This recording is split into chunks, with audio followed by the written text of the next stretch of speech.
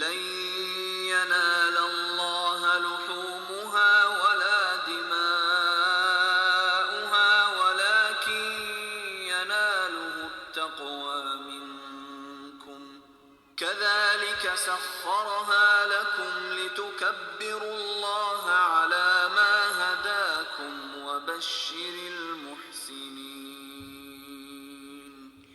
أعوذ بالله من الشيطان الرجيم بسم الله الرحمن الرحيم الحمد لله الصلاة والسلام على رسول الله وعلى آله وصحبه أجمعين. Ассаляму алейкум ва рахматуллахи ва баракатуху. Мир вам, милость Аллаха и его благословения. Альхамдулилlah, у нас с вами следующий урок по теме жертвоприношения, по теме курбан.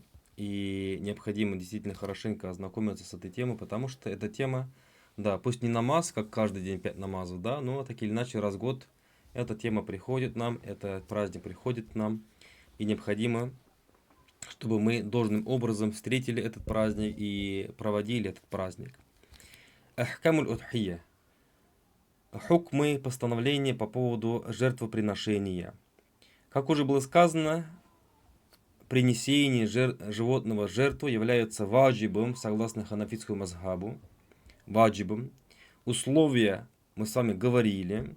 И здесь хочу обратить внимание на что? На то, что этот праздник повторяется каждый год. И когда наступает это время, наступают эти дни, и человек, состояние человека удовлетворяет этим условиям, то есть у него имеется нисаб, в этом случае что делается? Он каждый год должен закалывать жертву, приносить жертву. Почему я это говорю? Потому что некоторые люди ошибочно полагают, что достаточно курбан закалывать там раз в 5 лет, раз в 10 лет. И даже некоторые говорят, что у меня уже есть курбан, у меня уже есть курбан, в этом году я не буду делать. Я делал 3 года назад, делал 7 лет тому назад и так далее, и так далее. То есть все эти слова, они являются безосновательными и даже в какой-то мере, скажем так, ложными, неправильными. Почему? Потому что наступает, например, наступает время намаза, мы же не говорим, что я вчера уже намаз уже читал. И наступает время намаза, мы намаз читаем. Наступает время Рамадана, если мы обязаны соблюдать, если мы не болеем, достигли половой зрелости, мы обязаны соблюдать. Наступает праздник жертвоприношения, и у человека, значит, человек, он не путник, достиг совершеннолетия, половой зрелости, он является мусульманином, и у него нисаб, мы с вами сказали, 700 грамм золота, примерно получается по сегодняшним меркам 70 тысяч рублей. У него имеются эти свободные деньги, все, для него ваджиб, ему необходимо для него ваджиб заклать животное. Неважно, делал он в том году или не делал. И более того, смотрите, значит, это является ваджибом, и если время заклания животного уже прошло, эта ответственность все равно с него не снимается. Если человек, допустим, купил жертвенные животные, то есть подготовился к этому, но вовремя, своевременно не сделал заклание по каким-то причинам, откладывал, и потом забыл, к примеру, или как-то еще. В этом случае что он что делает? Он целиком раздает это животное, кстати, живьем, в качестве садака нуждающимся людям или нуждающейся семье. Если же, например, уже время прошло, и он заколол, что он делает? Тогда он целиком вот это мясо раздает бедным нуждающимся людям. И сам ничего из этого не кушает, ни одну часть. Угу. Потому что время заклания уже прошло. Раз это время прошло, остается, получается, время садака, скажем так. Время раздачи этого животного в качестве садака. Если, например, человек вообще к этому празднику или, скажем так, к жертвоприношению не подготовился, хотя он, допустим, он состоятельный, имея в виду, он обладает нисабом, свободным нисабом, и он не купил это животное. Допустим, некоторые люди, во время праздника встречаешься с разными людьми. Действительно, некоторые, мы сейчас не будем оправдывать, что они просто не знали. Действительно, люди просто не знали о положениях, о постулатах, о законах, о правилах жертвоприношения. Они не знали, что они обязаны, или же они не знали, что на них является ваджибом заклать жертвенные животные. И время уже прошло, время заклания уже прошло, у них не куплено жертвенные животные. Что они делают? они в этом случае раздают садака стоимость этого животного. Стоимость этого животного. Для чего? Дабы снять с себя ответственность. И ученые подчеркивают, что в данном случае, да, он снимает с себя ответственность. За это, иншаллах, он не будет спрошен. То есть греха, иншаллах, не будет, потому что он снял с себя ответственность. Но вознаграждение, равное человеку, который принес жертву, он не получит. Он не получит. Далее, следующее постановление. Если человек купил жертвенное животное, и оно потерялось, или оно скончалось, или, допустим, оно было, его украли, ему необходимо купить другое животное. Если же, допустим, после того, как он купил второе животное, его животное, допустим, вернулось, просто оно куда-то было, уходило, оно вернулось, что он делает? Он принесет в жертву то животное, которое лучше. Следующее. Человек, который находится в тяжелом состоянии, аль-муасир. Муасир в данном случае, можно сказать, человек, который в данном случае не достиг, его имущество не достигло нисаба. То есть у него, как у нас говорят, он еле-еле сводит концы с концами. То есть человек, на которого не возлагается заклание жертвенного животного, если он все-таки купил животное, купил, допустим, овцу, барашка, с намерением принести в жертву, то для него это становится ваджибом. Для него это становится ваджибом, и он должен это закласть, то есть принести в жертву.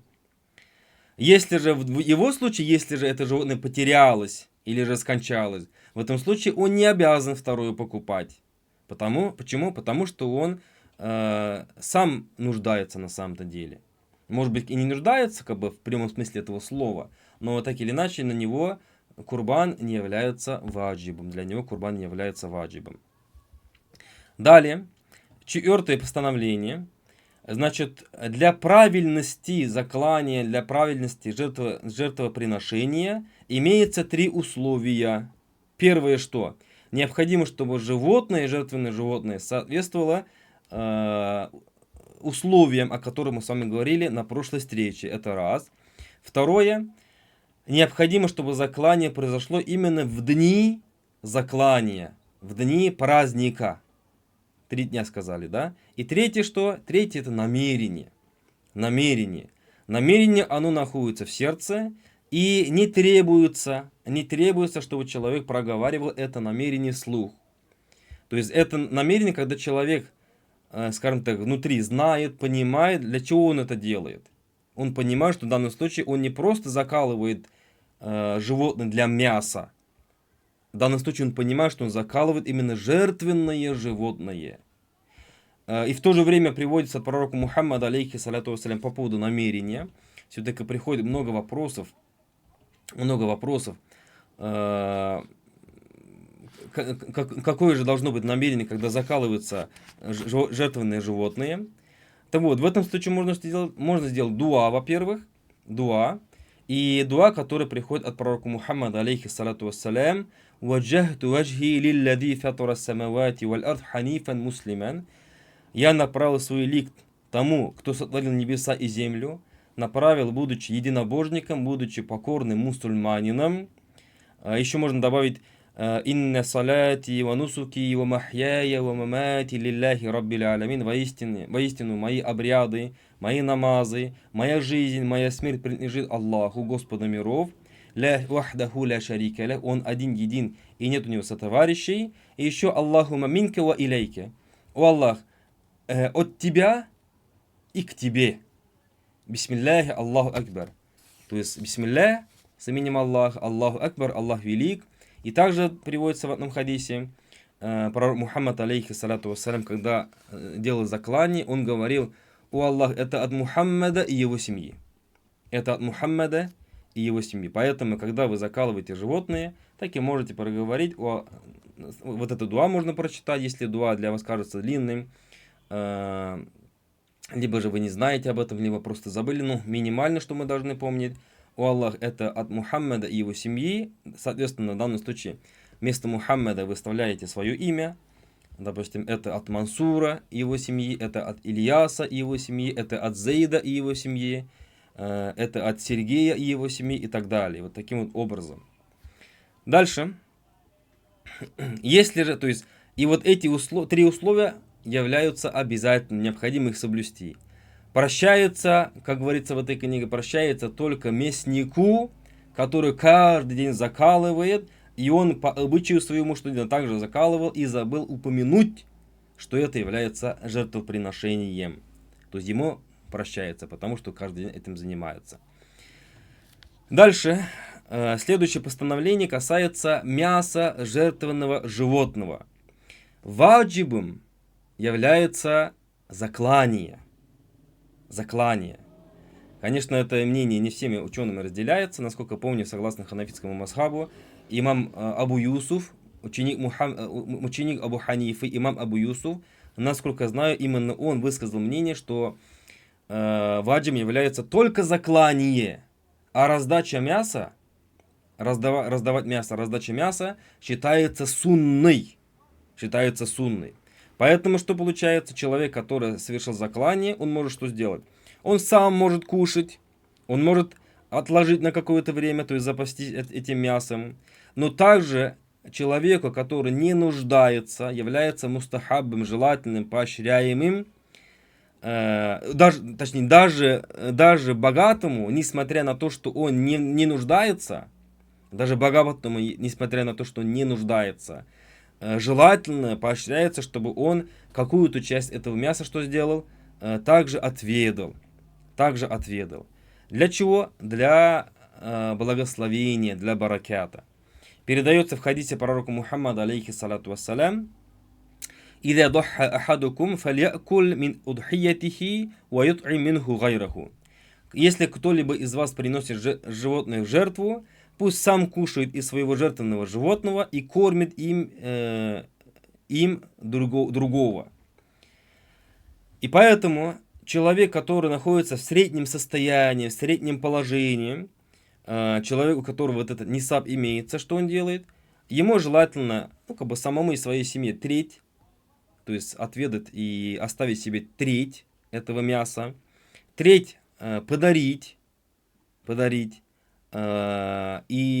допустим, передать нуждающимся, а треть для своих гостей, для соседей, для родственников, для своих гостей. Если же он раздаст целиком, пожалуйста, он может раздать это все целиком. Но, повторюсь, желательно ему тоже одну часть, что сделать? Оставить.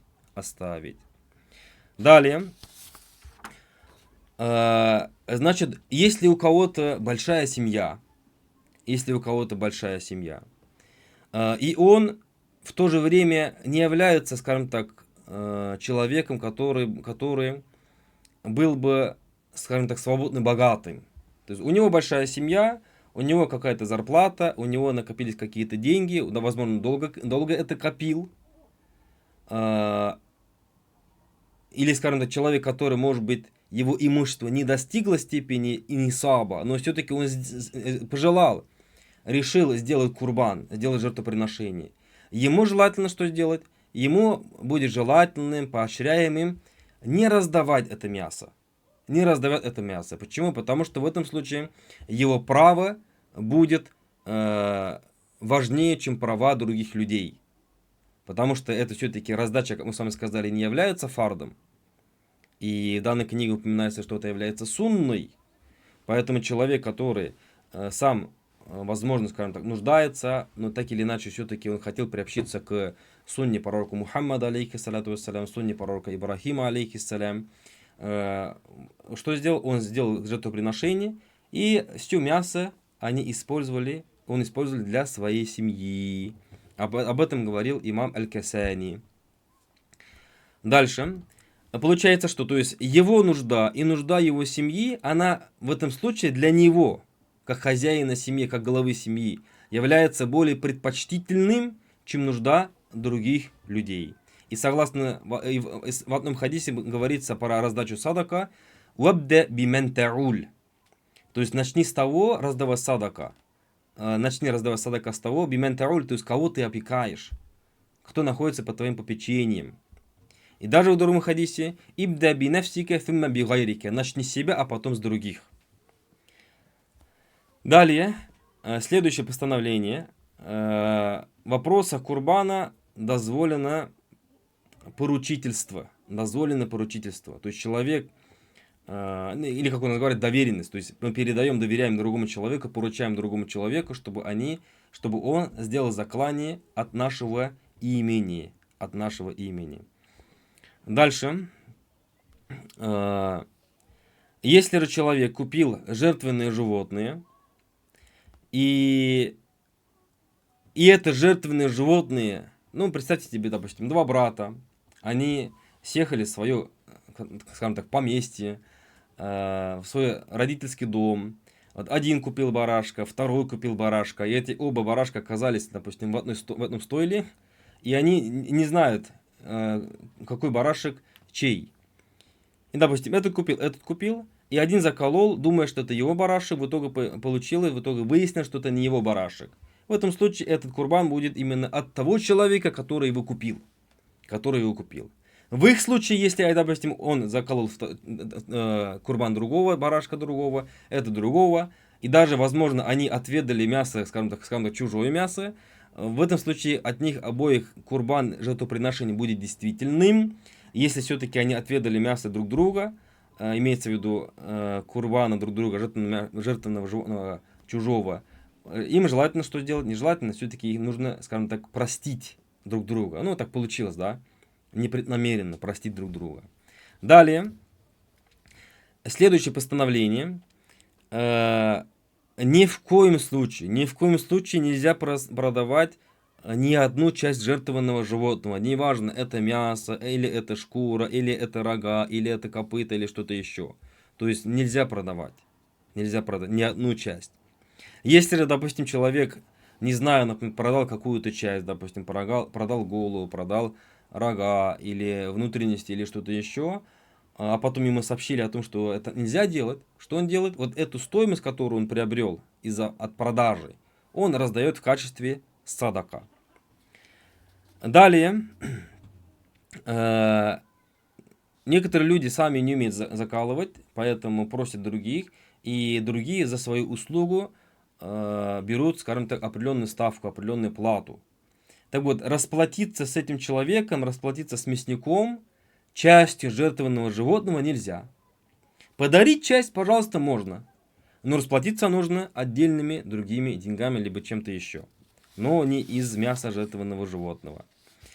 Дальше, если человек принес в жертву две животные, либо участвовал в двух долях, допустим, коровы, заклание коровы или верблюда, то эти обе части считаются для него курбаном, жертвоприношением. Он также от них кушает, часть раздает, и также что делает? Часть раздает в качестве садака нуждающимся, и часть передает соседям, родственникам, либо обычно у некоторых народов принято звать гостей. Кстати говоря, хочу обратить на это внимание.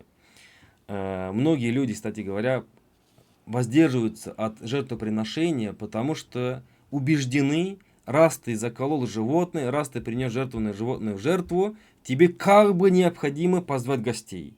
И в этом случае расходы на гостей огромные, превышают несколько раз, чем стоимость самого животного. И вот это удерживает людей от чего? От исполнения их обязанностей, от исполнения ваджиба перед Аллахом, свят он и велик. И поэтому обращаю внимание, заклание курбана, если его имущество достигло нисаба, является ваджибом, но никак не сказано звать гостей. Звать гостей, пожалуйста, если хотите, позовите, если не хотите, не зовите, просто раздайте. И то, что некоторые люди устраивают большие такие пиршества, куда добавляется не только мясо жертвенного животного, и много чего другого, и это действительно влечет за собой большие расходы, пусть это не удерживает вас от заклания курбана. Поэтому здесь возникает вопрос, что первостепеннее: заклад курбан, позвать гостей, либо же заклад курбан и не звать гостей. В этом случае, именно в данном случае, будет предпочтительным заклад курбан и не звать гостей. Потому что звать гостей это очень дорого обходится у некоторых народов. Закололи, сами использовали, раздали или кому-то передали. Далее, является мустахаббом, поощряемым и желательным для человека, который приносит животные в жертву. Необходимо, чтобы он выбрал животные самые хорошие, самые упитанные, самые чистые, самые жирные. Но жирные в данном случае имею в виду упитанные. И в данном вопросе неважно, это, допустим, баран или же овца. Но в то же время подчеркивается, что мясо барана, оно вкуснее. Хотя Аллаху а'лям, Аллах лучше знает. Второе. Желательно, поощряемо, чтобы человек сам, именно сам совершил заклание, если он в состоянии это сделать. Если он не в состоянии это сделать, он кому-то это поручает, кого-то он просит. И в этом случае для него является желательным, не необходимым, а желательным, мустахаббом присутствовать во время заклания. Как это было, когда пророк Мухаммад, алейхиссалату вассалям, подозвал свою дочь Фатиму, рады Аллаху анха, она является одной из госпожей женщин в раю. И пророк Мухаммад, алейхиссалату вассалям, обратился к ней и сказал: «Я Фатима, куми фашхуди удхиятик, فإنه يغفر لك بأول قطرة تقطر من دمها». «О Фатима, встань и будь свидетелем заклания твоего жертвенного животного, ибо воистину прощается тебе с первой капли крови, которая капнет». Далее, как уже было сказано до этого, желательным является произнести дуа, потому что это поклонение. Перед поклонением желательно сделать дуа. Иншаллах, в этом случае дуа, даже вероятность принятия дуа будет больше. И желательно эту дуа, которую мы с вами упомянули, произнести, обратиться к Аллаху с этой мольбой. Не обязательно это на арабском языке, можно на своем языке, можно на русском языке, можно на китайском языке, можно на любом языке, на котором вы мыслите, обратиться к Аллаху, чтобы он принял. И, кстати, здесь также подчеркиваю, что у некоторых народов, у некоторых людей почему-то представление, что только имам, только мулла, только религиозный деятель должен сделать дуа. Нет. Нет. То есть мы спокойно, неважно, насколько мы грешны, насколько мы не грешны, каждый из нас не только имеет право, а обязан сам обращаться к Аллаху с мольбой. С мольбой. В том числе, когда мы совершаем какое-либо благодеяние, в том числе, когда мы совершаем какое-либо поклонение, чтобы мы сами обратились к Аллаху с мольбой.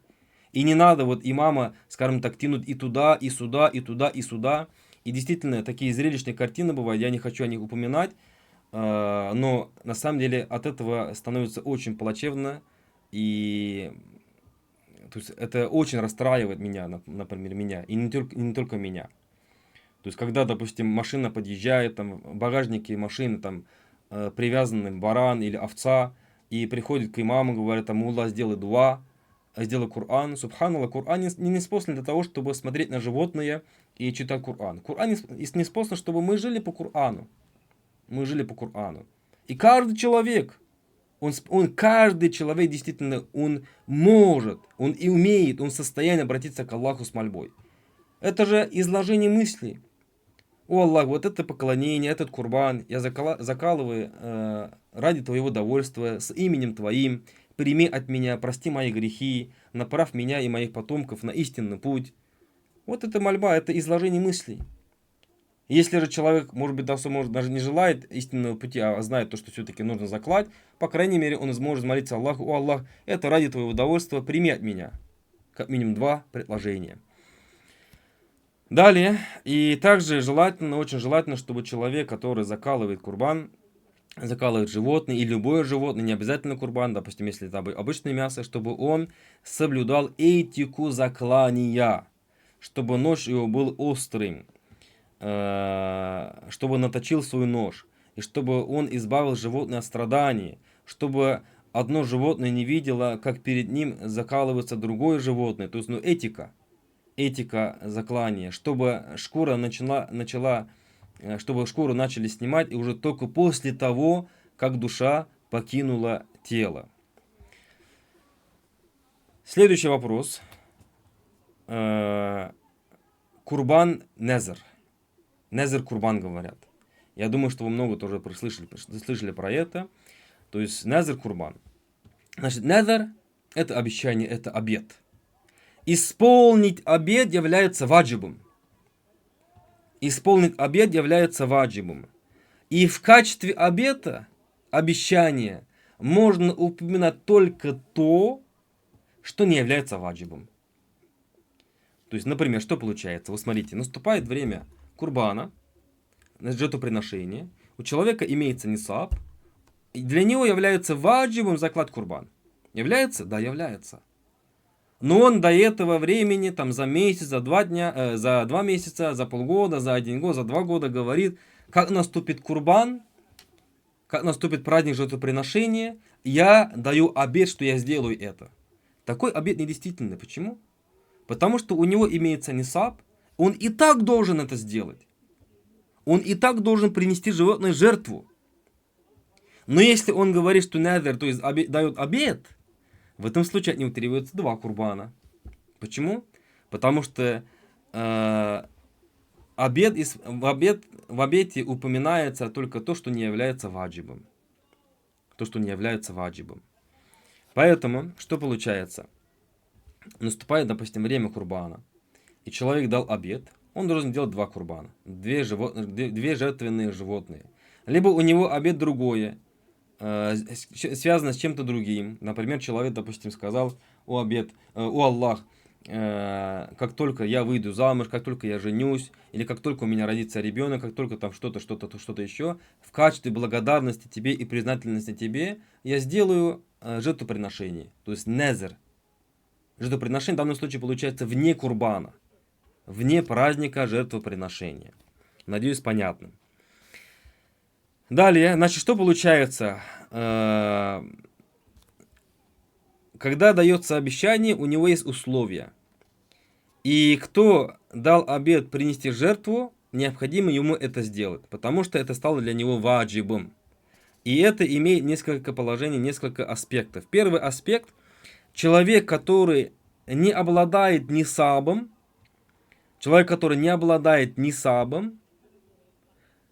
вот пару комментариев скажу. Человек, который не обладает нисабом, наступил праздник жертвоприношения, для него не является ваджибом заклад курбан, заклад жертвенные животные. Но он не обладает нисабом, но он дал обет. И что получается? Ему необходимо заклад жертвенные животные. То есть исполнить этот обет для него является ваджибом. В данном случае это получается, что... то есть, еще раз смотрите. Наступает праздник жертвоприношения. У него нет нисаба. Для него заклад курбан не является ваджибом. Но он дал обет. Теперь это для него стало ваджибом. Что он делает? Он, приносит жертву это животное. И он кушает из этого жертвенного животного, раздает в качестве садака, если пожелает, и также передает родственникам, близким, соседям и так далее, и так далее. И смотрите, фалят яджибу алейхи тасаддуку, и для него не является обязательным, не является ваджибом раздать в качестве садака, кроме как в том случае, когда он давал обет, или же когда он давал обет, он вознамерился, что он целиком раздаст это мясо. Если он вознамерился так, тогда он должен это сделать. Поэтому, если человек, который дал обет, купил жертвенные животные, и потом это жертвенное животное скончалось до заклания, либо потерялось, в этом случае для него не является обязательным купить жертвенное животное другое. Почему? Потому что, то есть от него этот ваджиб все снялся. Потому что он не является человеком, который обладает нисабом. И ваджиб, он спадает, он снимается с чем? Яскуту бихаляки махаллихи, ау бихаляки шаи мандур бихи. То есть то, что он обещал, это потерялось, оно исчезло, и, соответственно, с него ваджиб тоже снимается. Дальше смотрите. Человек, у которого имеется нисаб, и для него заклание жертвенного животного является ваджибом, и он дает еще обет, обещание, и этим он не имеет в виду тут курбан, который обычно каждый год у нас настает, для него что? В данном случае он закалывает два курбана. Два курбана. То есть наступает время курбана, он дал еще обет. То есть это для него был ваджибом, и этот тоже для него стал ваджибом. От него два курбана, две части. Один курбан получается, это курбан, это жертвоприношение праздника, жертвоприношение, а второй по обету. И тот курбан, который он определил как обет, то жертвенное животное, которое он определил как обет, с него этот богатый человек, обладающий нисабом, не кушает, а целиком раздает. Поэтому иногда бывает так, что люди звонят и задают вопрос: вот у меня назар курбан, что мне делать, как быть, я хочу позвать гостей, могу ли я сам есть или не могу. В этом случае даем совет, чтобы человек, который сделал назар курбан, чтобы он целиком раздал. Нуждающимся людям. Дальше. Если человек, который дал обет, купил жертвенные животные, но вовремя его не принес в жертву, что время уже вышло, в этом случае что? В этом случае для него является обязательным раздать это животное в качестве садака. Если он заколол, тоже целиком раздает, и сам ничего из этого не кушает. Если же он съел что-то из этого, тогда необходимо что сделать? То человек, который сделал назар, если что-то из этого съел, тогда необходимо что сделать? Необходимо, скажем так, стоимость того, что он съел, раздать в качестве садака. Дальше. Кто сделал назар, обет, что он сделает заклание жертвенного животного, при этом не определил, будет ли это барашек, будет ли это одна часть коровы, либо верблюда, либо быка, в этом случае что? То на него возлагается один барашек, или овца.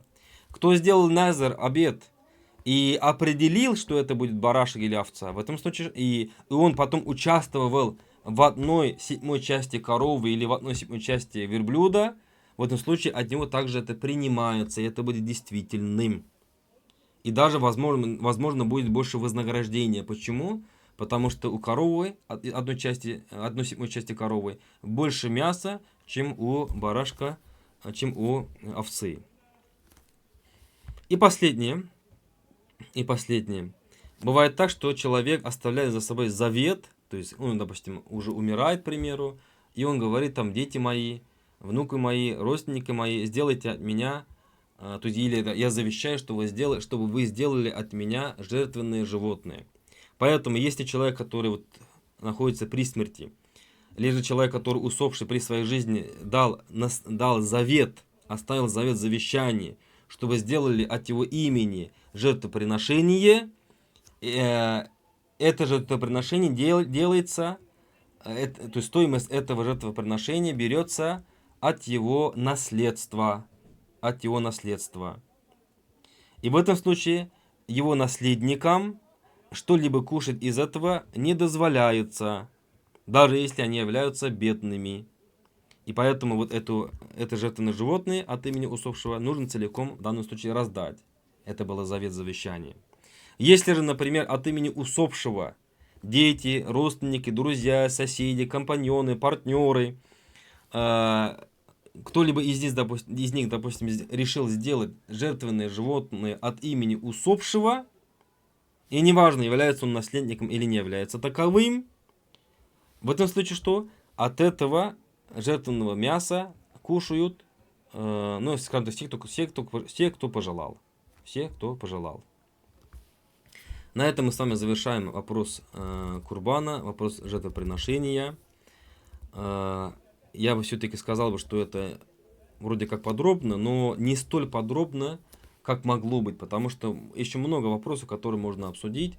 Поэтому я призываю вас к тому, чтобы вы еще самостоятельно также что делали, также изучали этот вопрос. Не только этот вопрос, каждый вопрос.